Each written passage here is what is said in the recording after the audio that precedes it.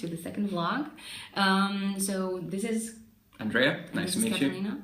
This is like the Eurovision format. Today we're going to be tackling the questions that you sent to us via the type form, and because it's a lot of them, we're just going to do the same thing. We're going to read the question and then give you the answer, okay? And perhaps this time we can actually edit the video and then add the questions so that you can also see them when you go through the video, okay? So browse through whatever question is of interest to you. Some of the questions are actually a bit repetitive, so we're just going to address them once.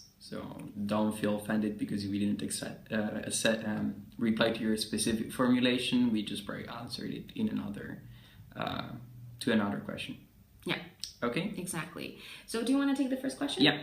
So do we need to have a cover page ELS style before the actual assignment so we can be identified when submitting the hard copy? The answer is that you do not need to have a cover page, however it does make things easier for us. In any case, make sure to include everything which is useful for the correction of your assignment, namely your name, student ID, possibly your jurisdiction. We do not need to have the number of words, but just make sure that your assignment can be recognized, okay? Yeah, there's nothing greater than not knowing whose assignment you're correcting when you actually want to give them back their assignment. So yeah, keep that in mind. Okay. Okay, that's my dad calling. Wait, I'll just try to... Okay, Dad, talk to you later. Okay, so now... Question 2. Question 2.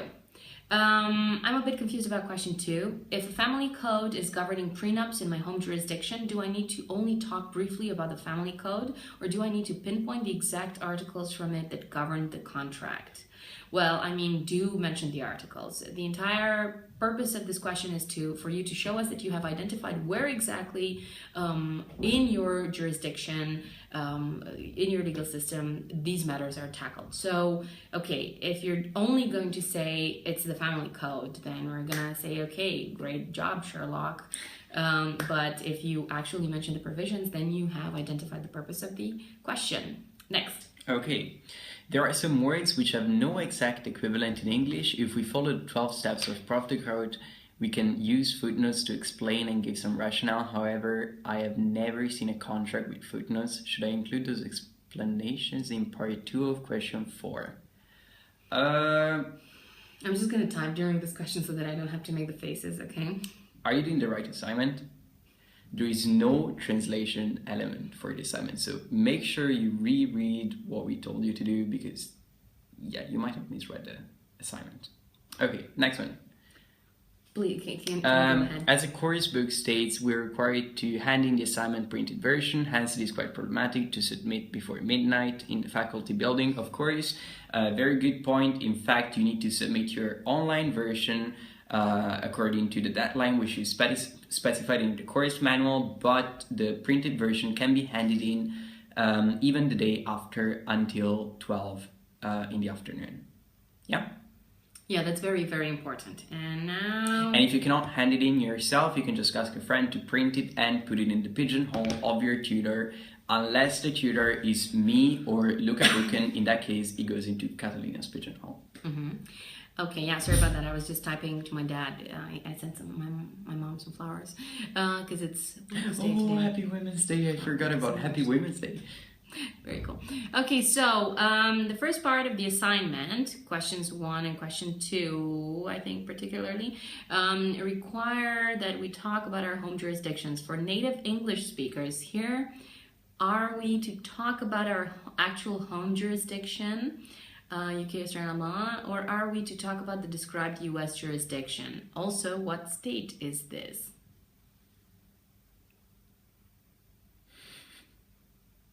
Right. Right. I saw some questions on Facebook as well about this, and I think that the assignment is pretty straightforward. If you're a native English speaker, then basically your the first part of your assignment and also the second part of your assignment, they are supposed to refer to the US law that you have chosen. Which is this law? We specifically didn't give you a state because this was part of the assignment itself, that you identify that you can just have in a contract a clause where it states, oh, American law is applicable, because that's not how it works. So this was part of the research process. So you need to determine your own state. And you need to figure out what state that is, and then that is the state that you're going to have to answer the first 5 questions on and draft the prenup according to. Okay, next question. The assignment asks to draft a valid prenup agreement in our own jurisdiction. The assignment asks as well to write it in English. What if the prenup can only be valid in the language of the jurisdiction? So if it would be written in English, it would not be valid.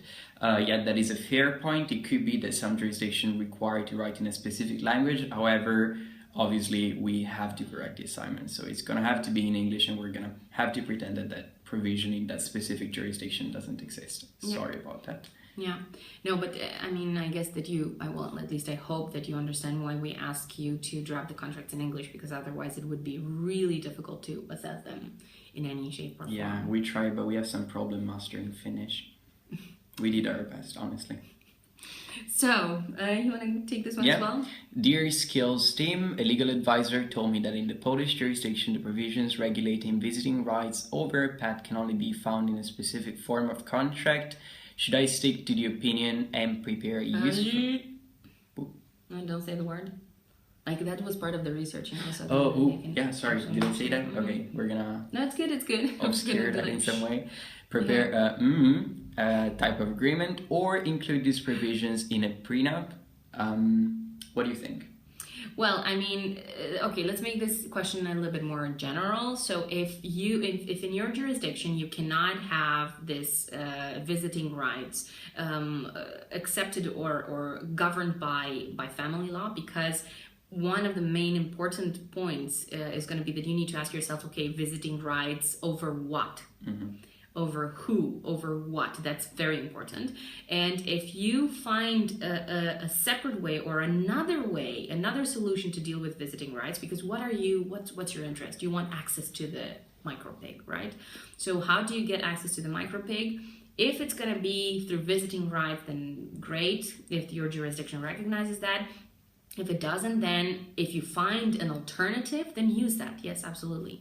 And the alternative that we just beeped out of this video is actually a very, very interesting and very intelligent alternative. And also kudos for the fact that you reached out to a Polish legal advisor. That's really cool. That's very good. Good. Okay, next one.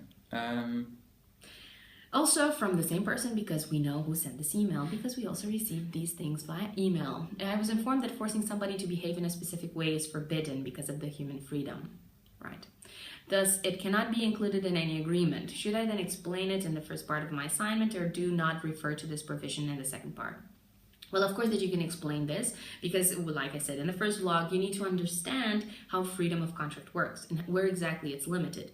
And if your jurisdiction has a bigger limit on that, because what are we talking about? This is a clause where, you know, you would say, you're not allowed, or you could say you're not allowed to do any sports whatsoever, or you could say you're not allowed to watch a specific sport or whatever. Or watch sports on Sunday. So when you say that you cannot,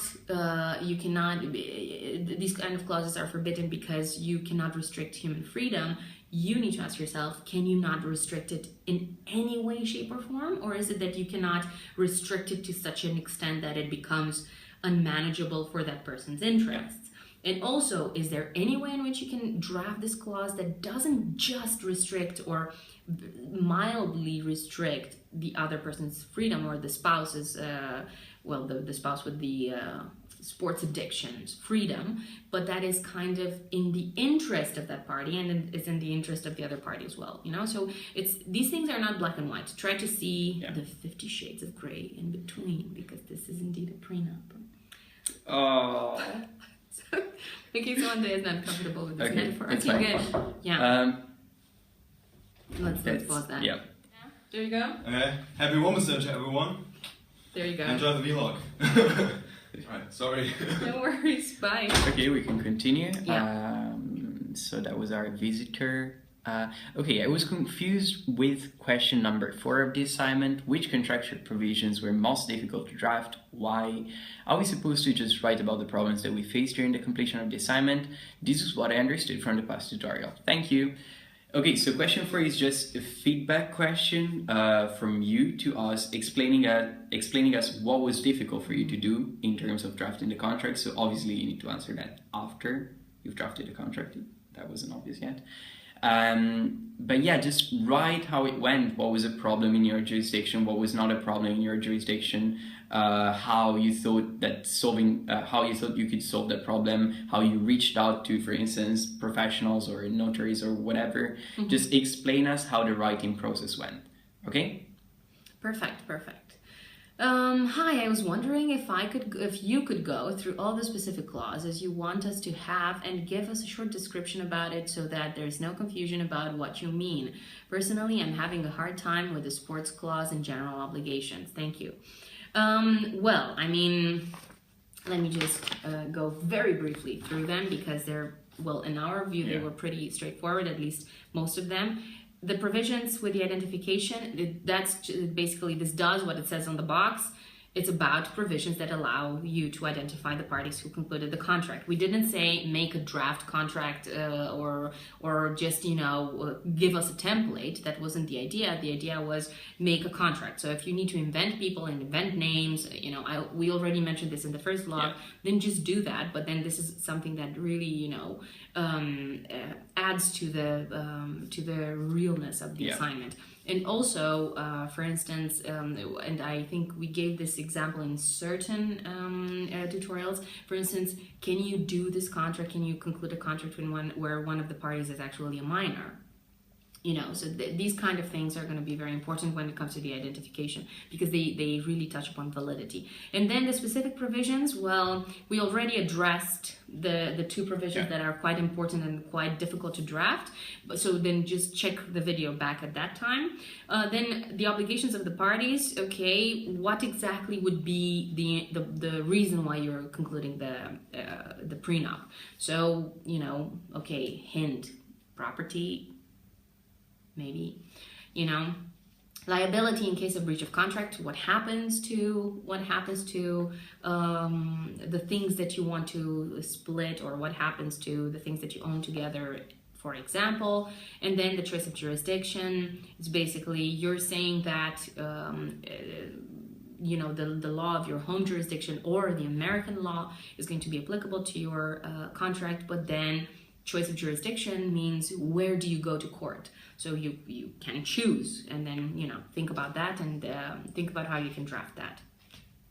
Good. Okay. Cool. Next one. Next. In part 1, question 2, we shall answer with the family code, maybe, but we shall give the relevant articles translated from the code. Again, you do not need to translate them yourself, and in fact the translation comes in question 3. So in question 2 you're going to list the articles which are useful to show us what the legal environment of prenups it is in your jurisdiction, and in question 3 you're going to tell us whether you have found any pre-made translation. So please do not go into making the translation yourself. That's not required. No. Yeah? That would take We're not that cruel. No. Okay. Several questions have the format, did you use this? If so, why? Yeah, they actually do, yeah. They do. My question is, what occurs in the case you did not use these sources and is not using them a valid answer? So, yeah. So then, let me think. So then this means that if you don't use sources at all, then you just say, I think my jurisdiction is civil law because that's what I think you're hinting at, for instance, the modal prenups or the legal translations. Yeah. So like in question 5, when we say, have you used any modal for the drafting of your prenup? If so, why? Yeah. Okay. That kind of question. Okay, maybe this makes a little bit more sense because I have to say this doesn't really give us a lot to work with. But okay, so if you have these questions that are supposed to show us what you have done and where you have gotten the prenup from, if you haven't used the sources, it means that you're just relying on yourself, right? Exactly. To create. a prenup from scratch, which is, I cannot even imagine the amount of pain that you must be going through right now, if that's the case. That's not what we meant. No. But so if you're not using any kind of source, then what's the age that you're relying on, and where you see I'm having some problems really understanding what the alternative is if you don't use any sources. So maybe to answer this question, if you haven't used these sources, maybe it means that you haven't looked in the right places. That's how I see it, at least. Andrea? Yeah, I think it's Yeah. Next. Okay. How are we to address question 4? Does it ask which provisions were most difficult to draft for your home jurisdiction, and if so or not, how are we meant to address this? Well, I think we just answered it a moment ago. So just give us feedback on how you worked on the assignment. Then I'm sorry for this question. Oh, should you be sorry? I know that the page requirement for the contract is 2, but we have 2-3 sentences which make the 3rd page. Is it going to be a problem? Thanks in advance. Yeah, unfortunately, we're gonna have to hang you from the faculty's tower. Have you ever been there? No. Yeah, I mean 2-3 sentences are okay as long as they're not German sentences. So like half a page sentence. Just 2 pages plus or minus 10%. That's how it works normally. Yeah, it's fine. In other words, yeah. You live. Okay. Right, then now I read a question, let's see. For question 2 of part 1, we either have to find legislation, case law, or both. Now, how do we know if case law is relevant or not? To be precise, I'm having specific difficulties with Dutch case law on prenuptial agreements. How do you know if case law is relevant? This is going to be a tough one. So,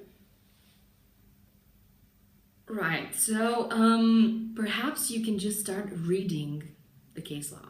And then if it has the word prenup in it, and if the discussion is about prenups, and if you see that, a prenup is allowed, or if the judgment is going to look into the specific clauses in a prenup that are not going to be allowed, then it is relevant, I would say. Yeah. Ask yourself why we have case law in the first place. If it adds something to what is already in the legislation, then it is relevant. Yeah. But I mean, if this is the way I see it, this is really a very basic question. But if you really have difficulties identifying what case law is relevant, it means that you need to perhaps master the art of searching for case law a little bit better. And how do you do that? Just read a handbook on family law, and then when you speak about marital regimes or stuff like that, then you will see that if it's a good book, then you will have case law that is cited in the book, and then this is how you can start finding case law. Otherwise, you just go to rechtspraak.nl, and then you just you search for the very specific term, and then you go through the cases where you have a discussion that is actually relevant for your topic. I really don't know how to answer this in a better way. Just read the case law. Okay. Good. One of the future spouses wishes to restrict the effects of the other's sport addiction, blah blah. If I understand correctly, this is against public morals in Croatia. Should we include it anyway? We already answered this. We answered this. It's just PS, give us rewind. a bigger word limit. Being concise is an art, and you shouldn't need more words than the ones we allow you to explain what you need to explain. Yeah. So work on that. Exactly. And also, I mean, the thing is that we are giving this word limit, that's for William, but he's not here. We're giving this word limit because we also want to show you kind of how big of an answer we're expecting, because we don't want you to write an entire essay, just say that William is not here. We don't want William you to... is not here. Okay, that's very fun. That was actually a bit rude. I hope it wasn't the European Commission, because sometimes they call for but okay, Oops. good. Yeah. So let's see. So maybe they thought it was William. Hello, I'm the European Commission. William is not here. Well, okay, sorry. well, no, okay. But so back to your question, with the bigger word limit, just, try to focus on what the question asks of you. Yeah. So if you have a difficulty, if this is about, the reflective question or the questions where you need to explain things about your research, just try to see, okay, what is relevant from what I've done for me to answer this question. And that's it, let's not make it more than it actually is. Yeah. Next one is yours. What should I do if I cannot find any provisions regarding liability in case of a breach of contract? This is it's a little bit more complex than it seems, I think, because the thing is that when you speak about a prenup, and it really depends on what jurisdiction you are, when you speak about a prenup, you need to understand what exactly you're talking about. Is this a contract between two parties that is created under a condition that these parties get married, and then this is actually a contractual relationship between them? Because if that's the case, and you cannot find the provisions for liability in case of breach of contract, I'm just gonna try to contain my disappointment, because you actually had an entire course on this. But if it is about not finding provisions for liability, if you don't fulfill your role as a spouse, which goes a little bit more into family law, then that's a completely different ball game. And we're not talking about a prenup anymore. We're talking about the marital regime, which in certain jurisdictions is going to replace, or it's a vessel to bring about the same type of effects, but let's say in a more narrow way. But anyhow, so you should, if you cannot find the very specific provisions dealing with family law, in case you're not necessarily talking about a prenup, then you should find at least the umbrella contractual provisions. I mean, please do that. Take the Jan Smith's book and just look it up. That would be a good starting point. And then you can just you can look into more handbooks in case your jurisdiction is not one of the ones that we have dealt with in comparative contract law. Okay, next one. If I received a template from a relative who is a lawyer, how can I include a link or a footnote to such template? Well, if you cannot possibly find it on the internet, then what you could do is add a footnote to the annex to your assignment and just place a copy of the contract in an annex. So just staple it to your assignment, maybe, if that's possible. Yeah, I think that's a very good idea, because if you cannot find it online, so if the person has just sent it to you, you can simply provide it like that, because we would be pretty curious, because again, congratulations to you that you managed to get one of your relatives to send you some materials. Very good, very well done. Good job.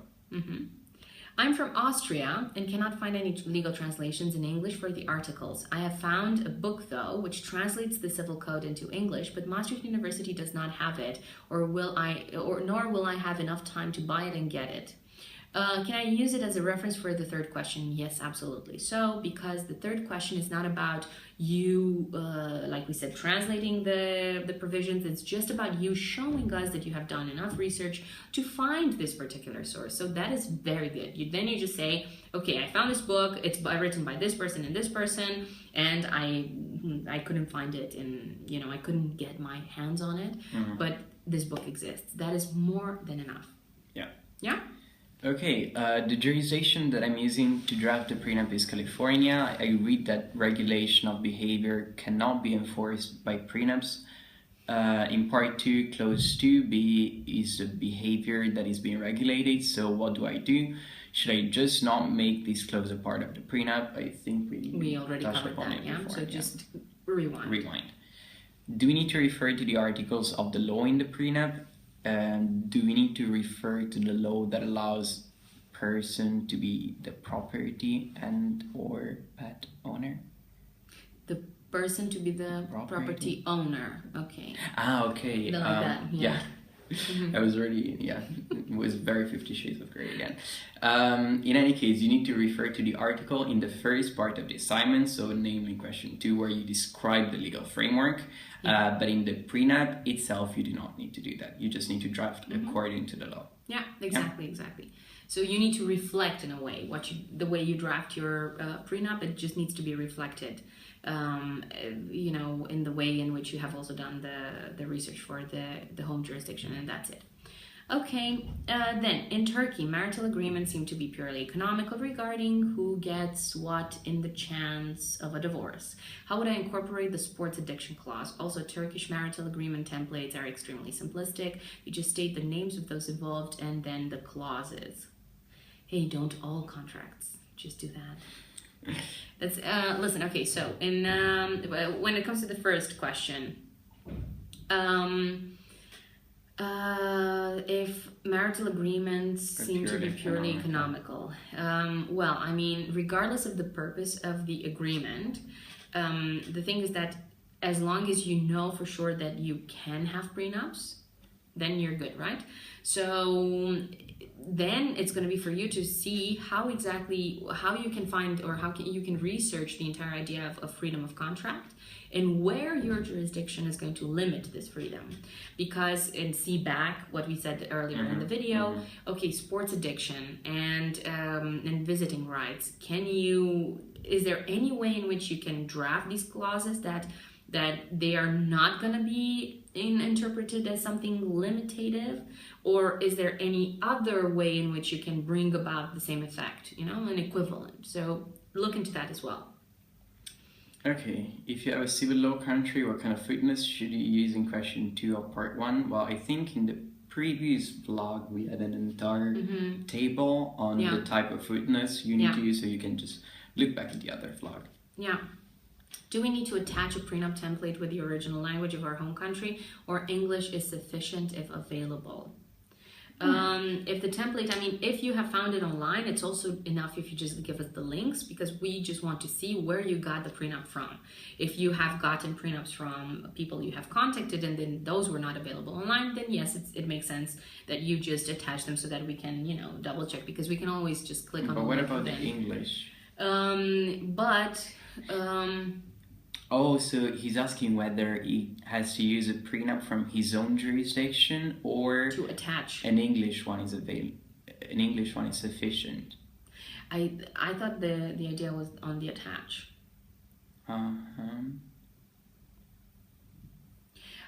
Or yeah.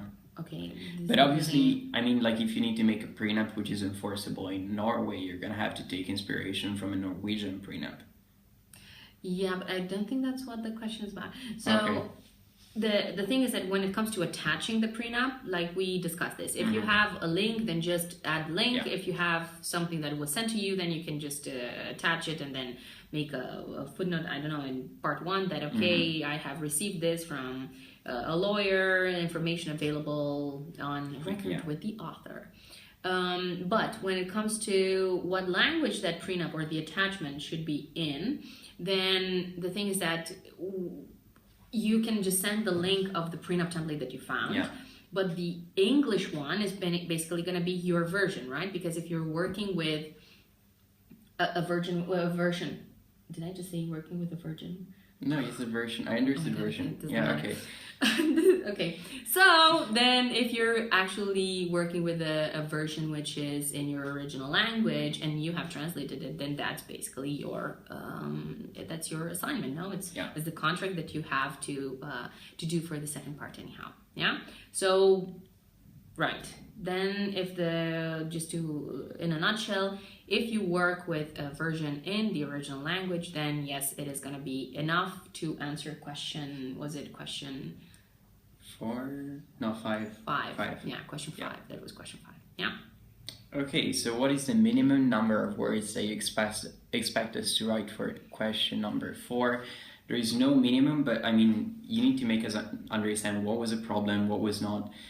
It's not like there is a correct answer and an incorrect one. We just really want to know how it went for you. Okay, so just be honest, write as much as you want.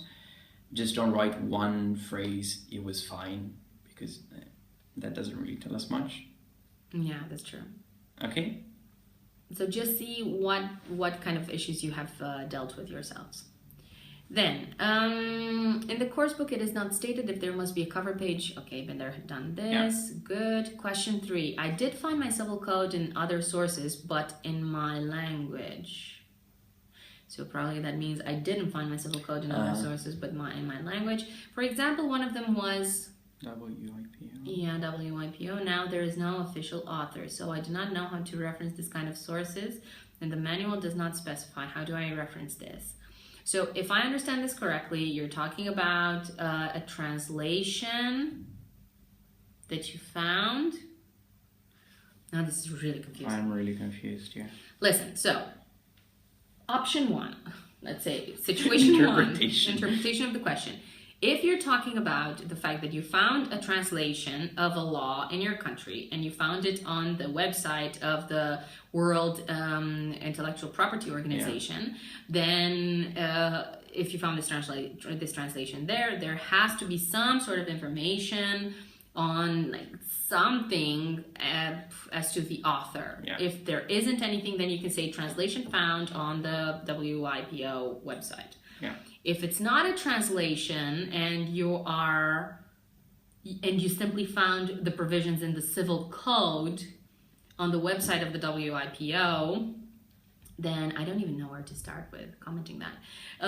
Because the thing is that you see, if you're searching for, if this is the national legislation and you're searching for it on the website of an international organization, there's something wrong with your search process. It means that you haven't been able to find the databases that are relevant for your jurisdiction. So this was part of the assignment, so how about focus on that? It's not to say that it's incorrect, but at the same time, just go for the official sources. Go search for this in an official journal, of your jurisdiction, or try to see whether, and specifically for Belgian, French, Dutch, and German, try to see if you have some sort of versions of the civil code that are available in the library, because that's also an option. Yeah, but try, like I said, try to always use national official versions for legislation. Yeah. That's very important. Okay, do you have to follow the order of the provisions in the second part of the assignment, or can we decide to change the order if it corresponds better to our legal system requirement? Just follow your legal system, that's better. However, make sure we can easily understand what is what. Yeah, so maybe use headings, just to divide the different parts. That helps for the correction. It does, absolutely. And let's do, Don't print out the translation of the Civil Code of Germany. Do not do that. Wait. That was the wait. So question that was 3. The next question. That was so. Andrea already answered this question. We are asked to attach legal translations. Well, I have found a translation of the German Civil Code, but as you may know, it is hundreds of pages long. Am I still supposed to print it and attach it? I have already mentioned the laws regarding prenups in question 2. Please help. Smiley face. No. Let us save the planet. You do not need to print out stuff. I already mentioned this in the first vlog. Just mention the link. Again, we're focused on the actual research process, not in the fact that you are providing us with shredding paper. We don't need that. I have the German Civil Code there, and it's definitely not. I even have it in French, actually. But, oh my God, I just gave out the fact that there is a French don't help them too much. No, doesn't matter. Okay, so but not the entire civil code is relevant for the assignment anyway. The only translations we're interested in are the ones for the provisions you mentioned in question 2. So the entire civil code is not even relevant. Yeah, but as long as the provisions are in the civil code, then it's good. If you really want to print something out, just print the translation of the relevant provisions, but not the entire civil code, because that doesn't. We're not going to do anything with it. So. Yeah. But, or you can simply just attach the link. Yeah, also easy. Yeah, so but if you really desperately want to print stuff, which I would not understand because I've been in your shoes and I never had this urge, but anyhow, you never know. Anyhow, so. Okay, so Andrea had to leave, but I'm going to continue with the remaining 4 questions. And here we go. My home jurisdiction is the Greek one. Prenup agreements are enforceable, but extremely rare, as there isn't even a case law regarding cases with prenup agreements. Since I can't find a Greek sample of a prenup agreement, do I need to find another totally random sample and apply the Greek laws? In a nutshell, yes. I think we had email conversations about this as well. So if it is the case that indeed prenups are recognized, but you simply do not see them in practice, and then sometimes this happens because people, like I said last time, they're not necessarily going to want to have a contract govern their very close relationships, then it's fine. Just search for an English template, and then you can just take that and then make sure that it fits Greek law. So what's Greek public policy when it comes to, restricting someone's freedom, blah, blah, blah, blah. So yes, you can do that. Will we be penalized for relying too much on templates we have found? No, as long as you insert the clauses that we wanted you to insert. So I don't know if you have already found a template that has the visiting rights for micropigs, because if you just change the word, then it means that you haven't done the research when it comes to, okay, but is this something that is going to be allowed? If you have done that and it's just a minor change in the template, then so be it. But please make sure that the research that you have done, you can somehow see it in the very way in which you phrase your clauses for the prenup. So yes, you can rely on the templates provided that they make sense, and that you have researched this. Jurisdiction, the Netherlands. Could you clarify the differences between a prenuptial contract and a marriage contract? From what I understood, both contracts may set aside some default family law provisions. So how are these contracts terms weighed against against each other in the case of a dispute? Well, it really depends what they entail. And this is a very good question, because the very fact that you have a prenup contract, so that's a contract between two parties that aren't yet spouses, and you have a marriage contract, something that really just governs the family relations between the two persons who get married. So you have one very specific type of contract, like that takes you into family law. So that's the marriage contract. And then you have the prenup, which is simply, it's contract law. And so it meets all the requirements of a contract. How are they going to be weighed against each other if in case of a dispute? It depends on what they say. So if you have chosen in your marriage contract, and this is very specific to the Netherlands, and I know that because I got married under Dutch law. So if you have chosen for a very specific regime under Dutch law, so you have made a choice in terms of how you want your assets to be divided. If you, let's say, knock on wood, get a divorce. If you have made that particular choice, and then you have also made another choice in a prenup, and it's a completely different choice, then it's a matter of proving what your will is, what your actual intention is. But the thing is that if you have made a prenup, and then you haven't necessarily selected any specific marital regime under Dutch law, and you have a default regime under the marital contract, as you call it, then basically what you have selected, provided that this is allowed for by Dutch law, is going to be the way in which you go away from the default rules and into rules that you specifically agreed together with the other party on. So I hope that this explains things. It's a very complex question, and I cannot answer it in general with more details than this, because it's very specific and you need to look at the very specific clause. And this, ladies and gentlemen, concludes a marathon of answering 30-something questions, or maybe 20-something questions on YouTube, more or less. I hope that this clarifies the remaining questions that you might have still had for this assignment. I really hope that we advise this also in the specific link on Ilium, where you're supposed to give the assignment. I really hope that if you had questions that you waited for this video before you submitted your assignment. Remember, your deadline is going to be Wednesday night, 23:59 or 20 before 24 hours. And your deadline, this is going to be for the online version, and for handing in the copy. If you cannot do it on Wednesday, then we accept anything that you can submit to us on Thursday before 12 o'clock at noon.